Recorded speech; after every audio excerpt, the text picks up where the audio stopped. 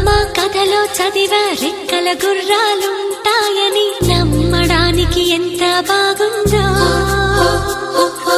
బాలమిత్ర కథలో చదివ పగడపు దీవులు ఉంటాయని